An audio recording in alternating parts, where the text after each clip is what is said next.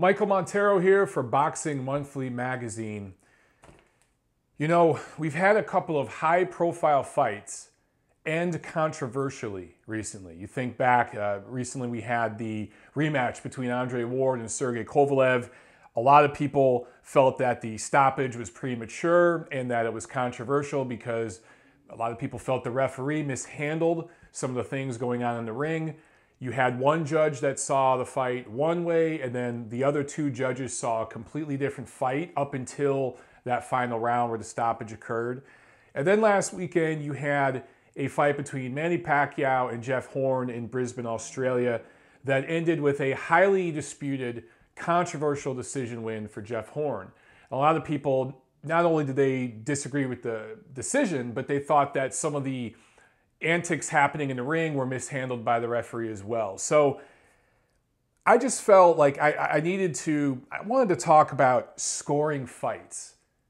Just have a conversation with you guys and comment below, let me know what you think. But I just wanted to go over some of these things because it seems that in the age of social media, anytime there's a controversial ending to a fight, or especially when there's a close fight that goes to the cards, or really any high-profile fight that goes to the cards, even if it's not a controversial decision, if it goes to the cards, there's an element of the fandom on Twitter, Facebook, YouTube, whatever, that kind of twist the narrative to paint the picture they want for their agenda, and then people on the other side do the exact same thing, just in reverse.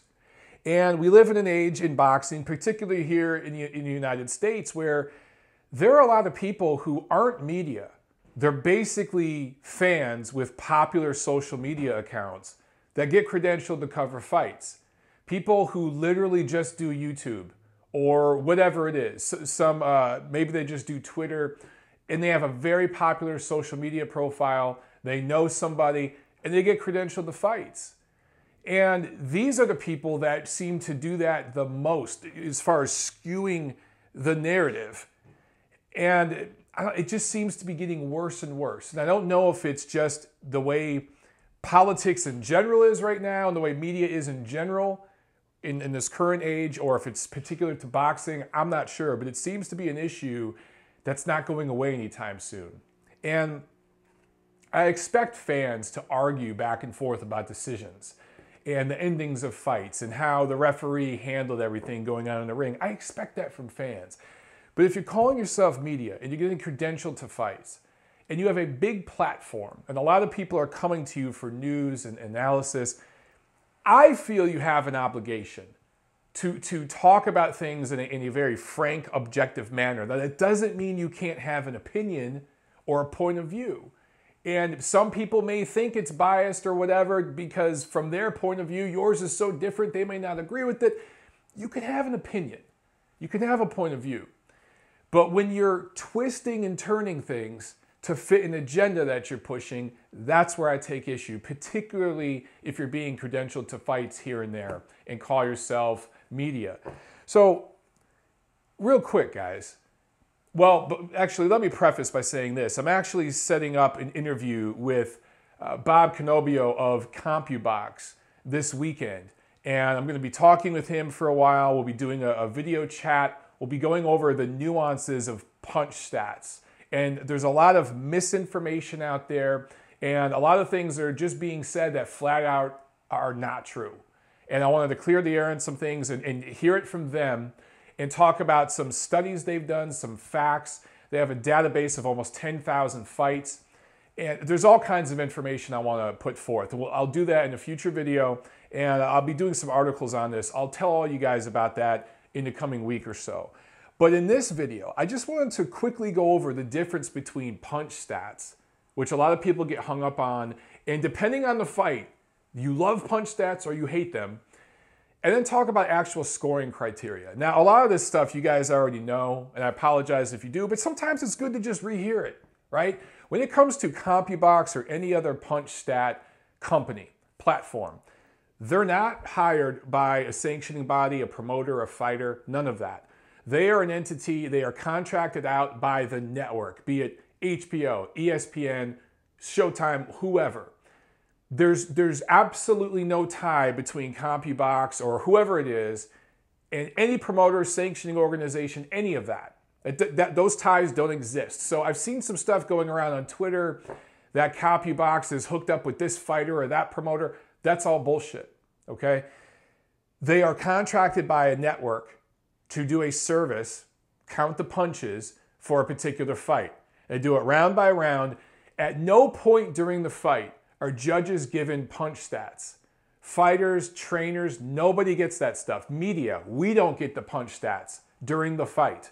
The only people seeing punch stats during a fight are, of course, the people tracking it and the network people, because they're putting on a broadcast and through them, the fans, you guys. So sometimes, like, let's take HBO, for example. I know Jim Lampley's really big on just giving you a quick recap of CompuBox after most of the rounds of a fight. He doesn't do it after every round, but every few rounds, it's just like they'll chime in with their judge, right? And it's not just HBO, but most networks will chime in with their unofficial judge just to show you their scoring, or press row scoring every few rounds. Sometimes the broadcast, the commentators, they'll come in. Sometimes the network will show a graphic going over some punch stats. So that's it. That's all you guys are getting during the fight. But at no point ever, at any time, has CompuBox or any punch stat organization said that this should be taken as gospel or this is how you score a fight. It's just an extra added fact for you to look at that's indicative of the fight. And sometimes you could see trends in punch numbers. It's just an extra tool. I shouldn't say fact, I should say tool. It's an extra guide to look at to help you see how a fight's going. And you can see it round by round. You can see punch stats changing. You can see trends that the first half of a fight looks one way, the second half of a fight looks a different way, and you can see it through punch numbers. But none of it's used to score a fight. When it comes to scoring a fight, there are four criteria that you score professional fights with. And number one is clean punching. Clean punching. And it is defined as punches that land on the face or the side of the head, punches that land in the front or side of the torso, in the scoring area of the torso. Punches to the shoulders, to the neck, to the arms, to the borderline, to your hip, to your back, to the back of the head. Those are not scoring blows. They are not supposed to be taken into account when you're scoring a fight.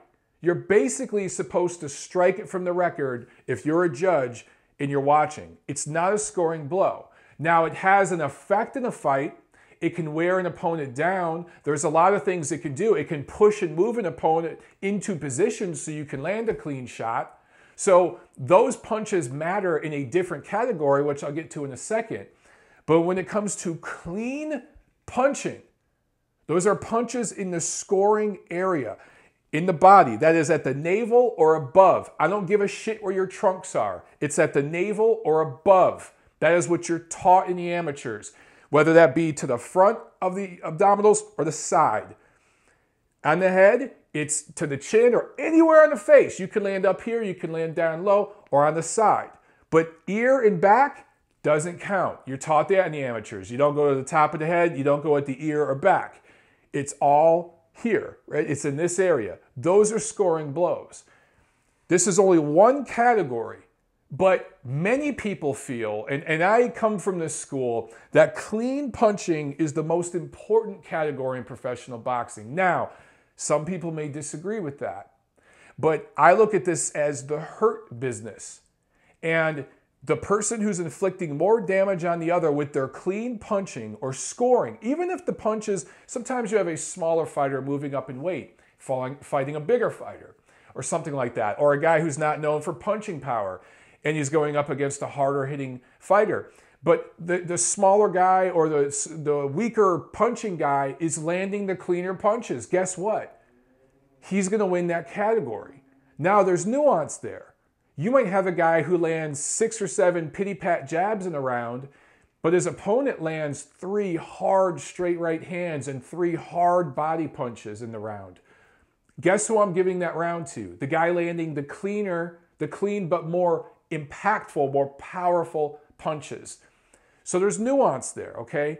But in a fight like Manny Pacquiao and Jeff Horn, to me, it was clear round after round after round, sans maybe 3 or 4 rounds, that the person landing the clean punches to the scoring area was Manny Pacquiao, not Jeff Horn. And I've gone back and watched the fight a few times. And let me say this before I go forward any further here. I should not have used the word robbery to describe that fight. Robbery was the wrong word.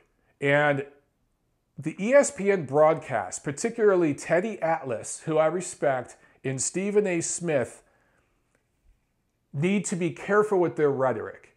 Because using words like robbery and corruption, and I'll admit, I fell into it a little bit that night, as did millions of other people, is incorrect. That fight wasn't a robbery. It was a competitive fight. Now, the term robbery, you know, that's subjective as well. Just like scoring a fight subjective, so is the term robbery. Some people feel that even if it was a 7-5 fight that went the wrong way, that's a robbery. Some people feel that it's got to be like a 10-2 fight that goes the other way to be a robbery. Myself, this was a competitive fight. I felt that the wrong person won, but robbery, probably not the best word, so I take that back. Anyway, that's the first category, guys, clean punching, right? And people forget about that. And I think too often judges, fans, media, fans posing as media, all of it, and broadcasters like Teddy Atlas have a preconceived notion going into a fight how it's supposed to look. And when they start seeing action that looks different than what they expected, they change the story or they skew their scorecards. They grade on a curve, or they double down on the rhetoric to paint a different picture than what's actually happening in the ring. With clean punching, too often, guys are getting credit for landing glancing blows, partially blocked punches. Some shots might split the guard. Say a guy's got his hands up and they split the guard. But if it's hitting gloves, if 60-70% of that punch is hitting gloves and then a little tip of your glove gets through and connects, is that a scoring blow? Maybe it's partially a scoring blow. But if somebody lands a nice clean jab, that's more of a scoring blow. And with Jeff Horn, there were too many punches that were landing to the side of Pacquiao's head that were glancing, that he was slipping and dodging, or to the top of his head, or to his shoulders. There was too much work with Jeff Horn's forearms and elbows. The clean punching was from Pacquiao. Now, did he punch often as he usually does? No. Was his output down? Yes. Did he look slower? Not as sharp? Yes. But those are all preconceived notions in some people's minds of the Manny Pacquiao we used to see. You don't score fights that way. You score fights about what's happening in the ring during that round. Not about, wow, this fighter looks slower than he's looked before. Wow, this guy looks better than I thought he'd look. This guy looks worse than I thought he'd look. None of that should come into your mind. It's what just took place in this 3 minutes of action. Who landed the cleaner punches? That's it. Prior history, it shouldn't count in literally the very next round, right? You just scored the first round. You go to the second round. What just took place in the first round should be erased from your memory. You start over. You score 12 first rounds in a professional title fight. That's how you score it. Every round you score it like a first round. Not, well, gee, last round I gave this to that guy. Maybe this round I'll make up for it. You don't score it that way. And with clean punching, you look at what's happening in those 3 minutes. Who won that? But let's keep in mind, that's only one criteria. The second criteria, effective aggressiveness. Now, this is a really important distinction. The way I've seen it defined is a boxer demonstrates this trait when he consistently and successfully moves forward in a controlled manner. Basically, if you're moving forward, you're making your opponent move backward, but you're doing it in a controlled, defensively responsible manner, not just lunging forward. Now, in this fight, we saw Jeff Horn lunging forward. There was a lot of aggression on his part, and I think that it helped him. It was a good strategy, but how much of it was effective? If you take away the headbutting and the mauling and grappling, when he lunged forward with that aggressiveness, how often did it lead to clean punches being landed? Not that often. So where was that effective part of the effective aggressiveness? I saw a lot of aggressiveness from Jeff Horn, but it wasn't always effective in terms of scoring blows, clean punching. It was effective in the sense that it quelled, suppressed what Pacquiao wanted to do offensively. It kept Pacquiao on his back foot. So maybe you can interpret that there was some effectiveness there. But there were several times, particularly later in the fight, when Jeff Horn lunged forward and got nailed with shots. And you guys saw he had to be hospitalized after the fight because his right eye was so badly messed up. And it wasn't from headbutts. His cheekbone, his nose looked busted. The guy got really, really busted up. And it wasn't from headbutts and fouls. It was from lunging forward with aggression, but not always being effective with it and getting caught.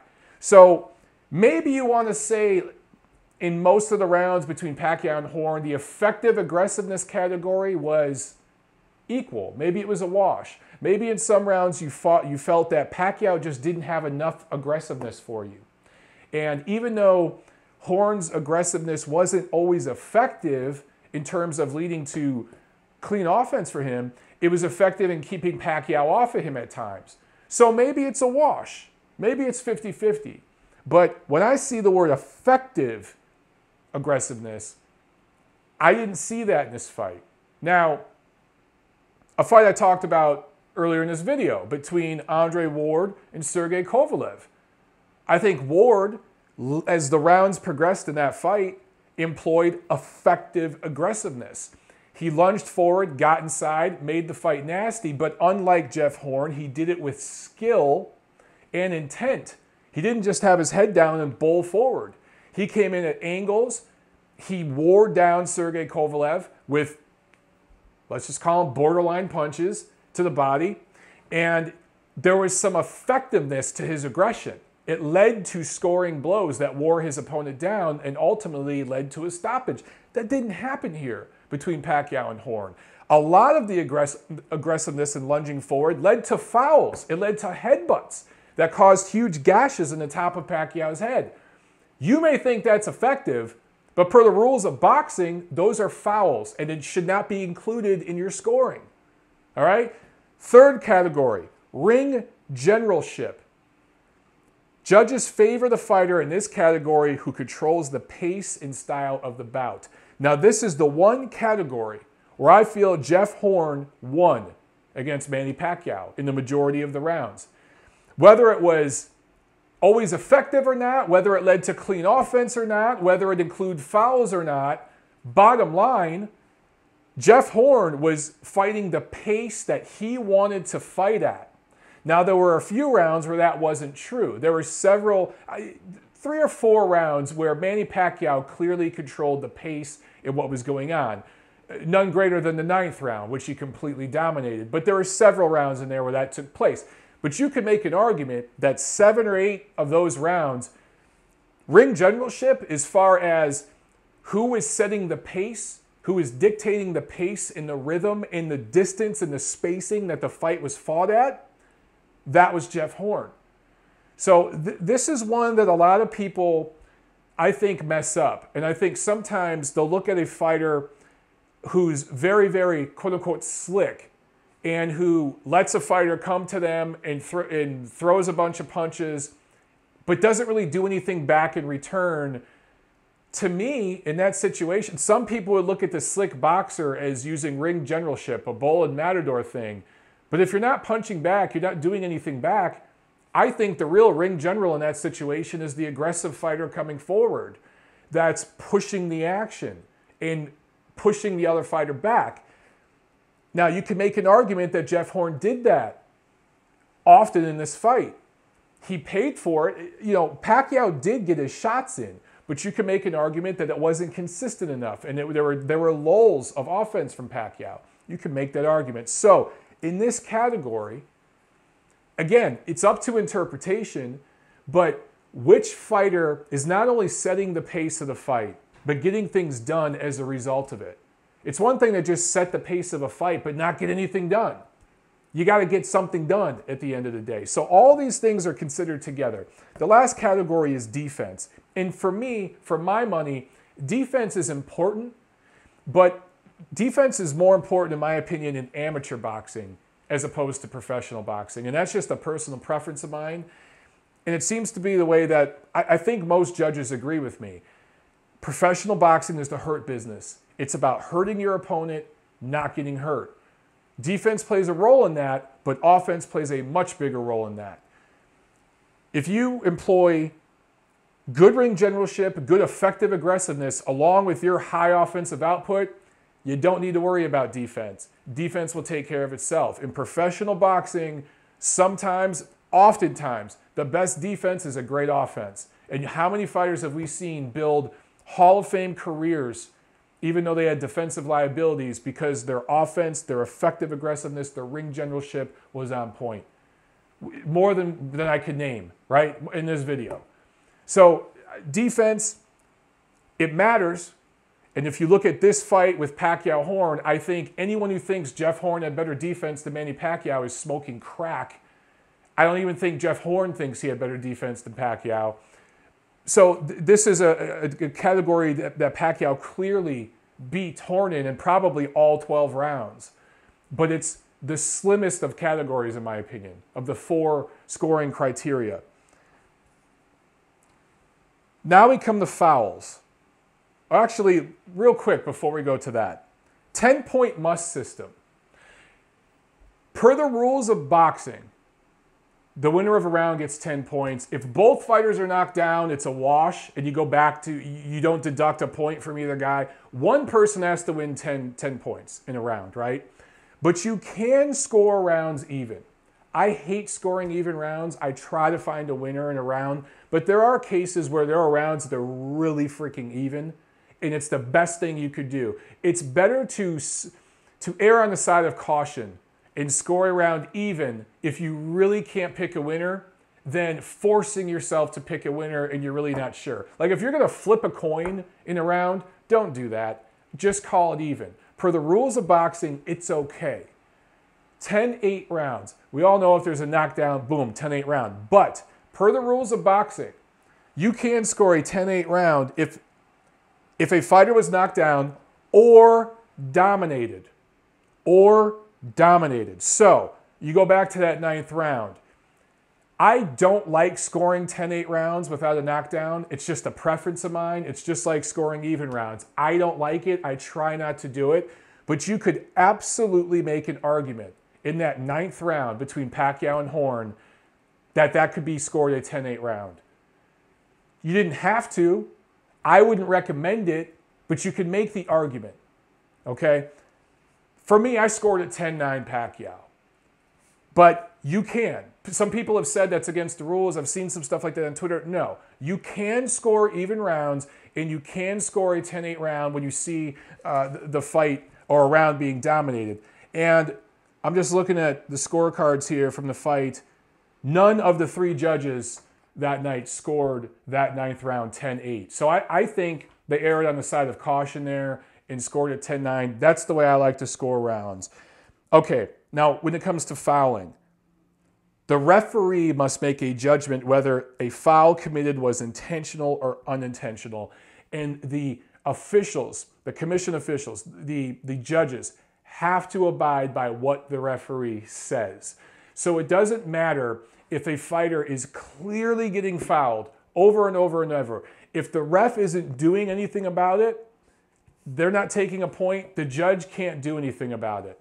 The judge can't take it into account when scoring a round. You have to go by what the ref says. This is why I feel boxing needs instant replay. You already have a minute between rounds. Just go to a monitor and look at something. And if it's a low blow, you should call it a low blow. How many times have we seen a referee screw up a knockdown where a fighter slipped, they call it a knockdown, the judges score it 10-8 when it shouldn't be 10-8. We need instant replay in boxing. But whatever the referee rules, the judges have to abide by that. The judges, you simply cannot say, well, I disagree with the ref, so I'm not going to score it the way the ref is telling us to. The ref is the lead official that night in covering the fight. They're the lead commission official up there. So you have to go by what they're saying. And that's why it's so important in high-profile fights who the referee is.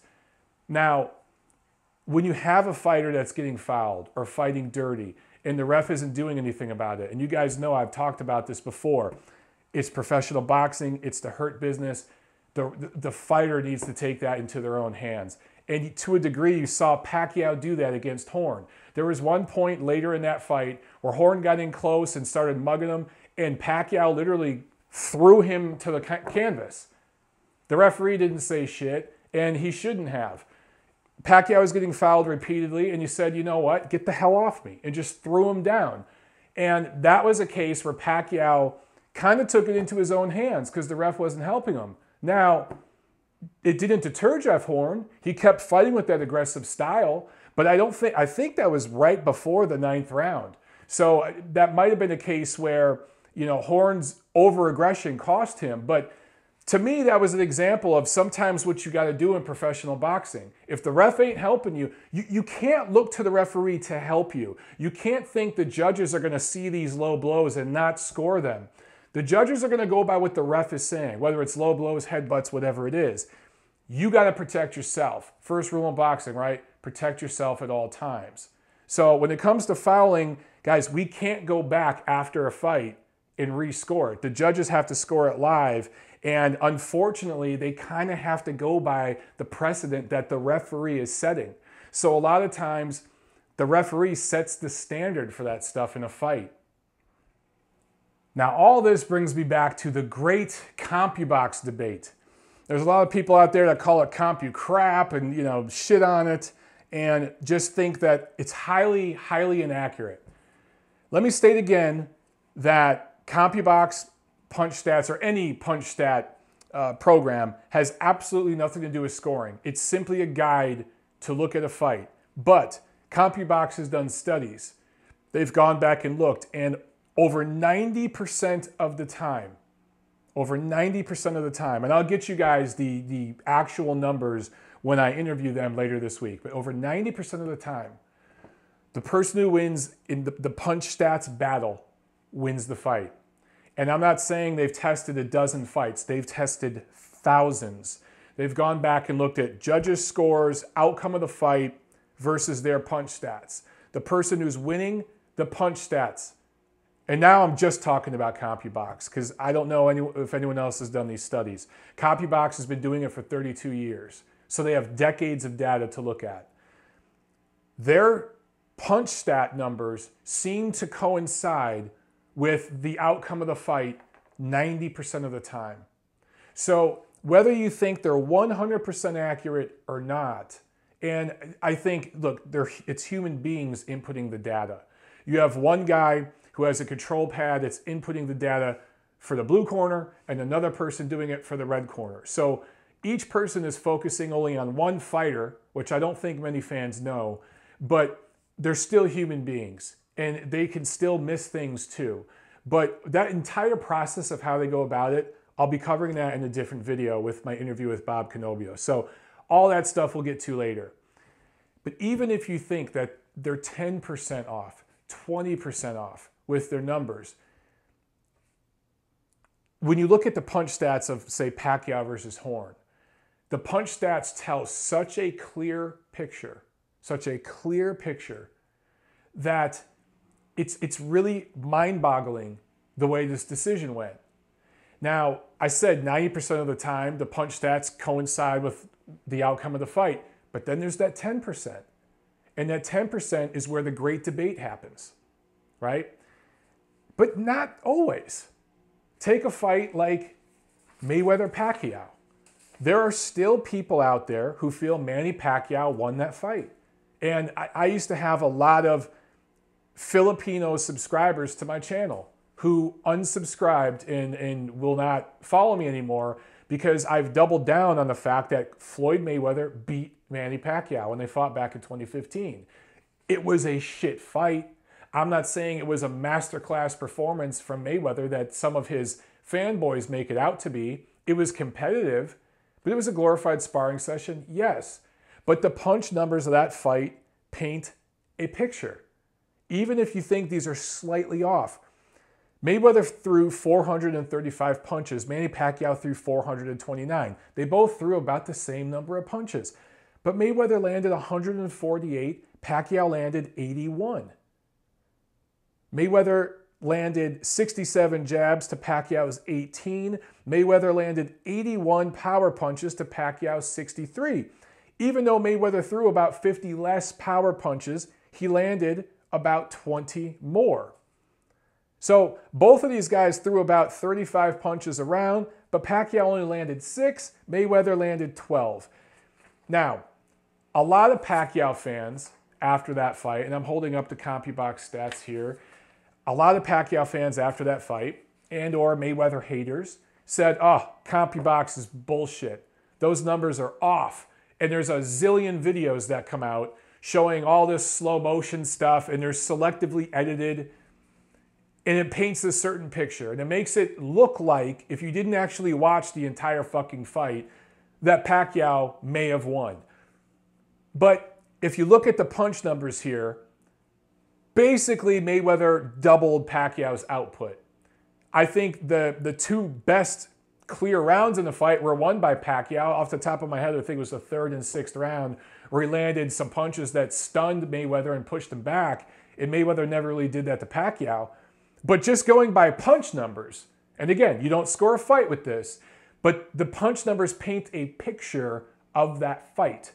Both guys barely threw any punches for welterweights. It was a horrible fight with not a lot of action, but Mayweather did almost double what Pacquiao did. And then you take into account the 4 scoring criteria I talked about before, right? I'm just talking about clean punching right here with these stats, but then you've got effective aggressiveness, which you can argue Pacquiao may have won that battle. Ring generalship and defense, that was all Floyd though. That was all Floyd. So the reason why I bring that fight up is because when you look at the punch stats for Pacquiao versus Horn, they're almost opposite in the fact that even though Horn was busier than Pacquiao, but they threw close to the same amount of punches. Pacquiao landed twice the amount of punches in every category. So it's kind of the opposite of what happened with Mayweather, right? And then Pacquiao had a massive 9th round. Mayweather didn't have a massive round in that fight against Pacquiao. And the reason why I'm bringing it up is because a lot of you guys that were shitting on CompuBox that night because you didn't like the way it went back in 2015 when Mayweather beat Pacquiao, now you're defending CompuBox when it helps your argument. That's the problem. That's the problem here. Look, the 9th round, Pacquiao's output against Jeff Horn, it wasn't as low as it was against Mayweather. He threw 573 punches in this fight, but it's much lower than the guy who threw 900, 1,000 punches against guys like Margarito and Colati back in the day. That was a prime Manny Pacquiao. This guy clearly was faded and past his best. The 9th round was the only round in this fight that Pacquiao threw 60 or more punches. He threw 78 punches in that round. He landed 29 of them. It was the only round that he landed double-digit jabs. He landed 10 jabs in that round. So if you take out the 9th round, Pacquiao overall punching for that fight, the other 11 rounds, 153 for 495. So even with you taking out that 9th round, okay? Again, let me repeat this. 153 landed punches out of 495 thrown. Jeff Horn, all 12 rounds, lands 92 punches out of 626. So again, we're just taking out the 9th round for Pacquiao. We're not even going to count that. If you just take that out and pretend Pacquiao wasn't there for those 3 minutes, Pacquiao threw 130 less punches, but landed 60 more. Put that in your mind for a second, okay? And you tell me, and again, it's a 10-point must, it's round by round, there's other categories, but clean punching. These punch stats seem to indicate that Manny Pacquiao clearly won that battle. We already know he won the defensive battle. Look at their faces. Effective aggressiveness, I'd say it's about even, because when Pacquiao really sat down and wanted to get things done, he got them done. Look at the 9th round. Ring generalship, let's give that one to Jeff Horn. But all things being considered, guys, this is why I say Manny Pacquiao clearly won this fight. Now, was it the robbery Teddy Atlas made it out to be, where there's corruption and all this? No. Was it, UFC doesn't do this, and, this is why boxing's so bad and corrupt, like Stephen A. Smith made it out to be? No. But it was a bad score where 3 judges, particularly that one judge who had it 117, 111, really, really failed to see who is landing the clean punches and winning the other categories, those 4 categories we were talking about. And again, I point to the stat that 90+% of the time, CompuBox numbers tend to coincide with what took place in the ring.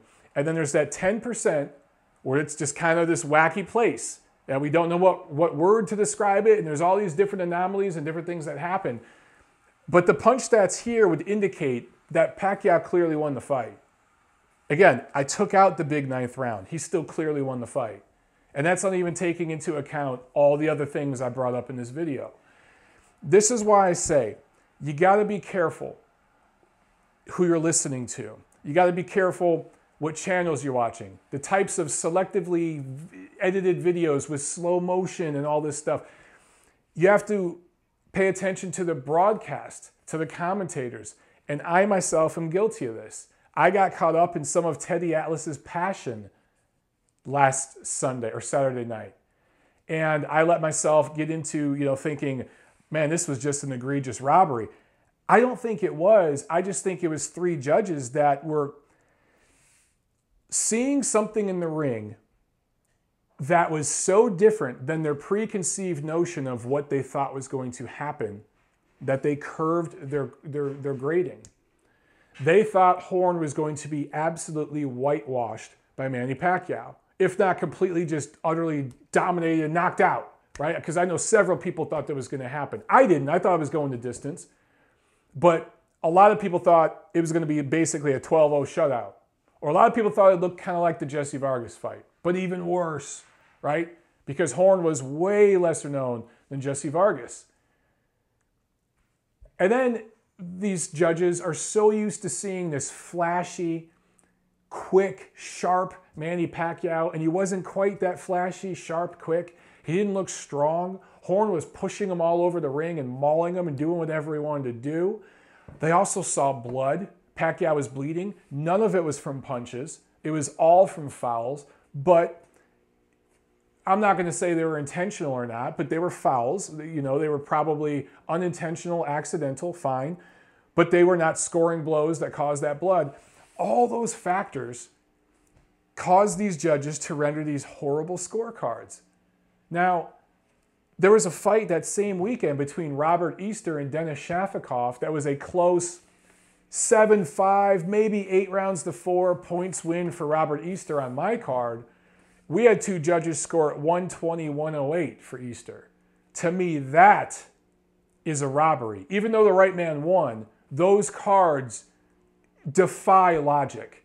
That screams corruption. That screams something's wrong. And by the way, those judges were from Ohio, and the card was in Toledo, Ohio, with a bunch of Ohio-based PBC fighters. So that's scary. That's what Teddy Atlas should be ranting about. That's what Stephen A. Smith should be ranting about, but he has no fucking idea who Robert Easter or Denis Shafikov are. Not this fight. Pacquiao Horn was just a case of 3 shitty judges. And the real problem here is people just don't know how to score fights anymore. I expect it from fans. I expect it from fanboy media. I don't expect it from professional judges. And those of you who follow me on Twitter have seen this week, I tweeted the IBF and the WBO multiple times. I've contacted them to do interviews, have not heard back once. The WBO to talk about the one Pacquiao Horn judge that scored at 117, 111, and the IBF to talk about that Easter Shafikov fight. I've contacted them, I've tweeted them, I've messaged them, heard nothing, absolutely nothing. So there you go, guys. If you want to be mad at the judging, it's the sanctioning bodies that put these guys on. If you want to be mad at the reffing, it's the sanctioning bodies that put these guys on.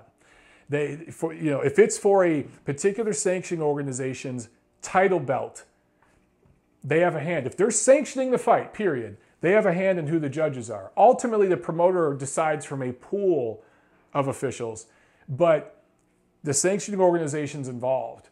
So contact the sanctioning body, blow them up on Twitter, blow up their social media, contact the athletic commission if it's in, say, Nevada or something like that.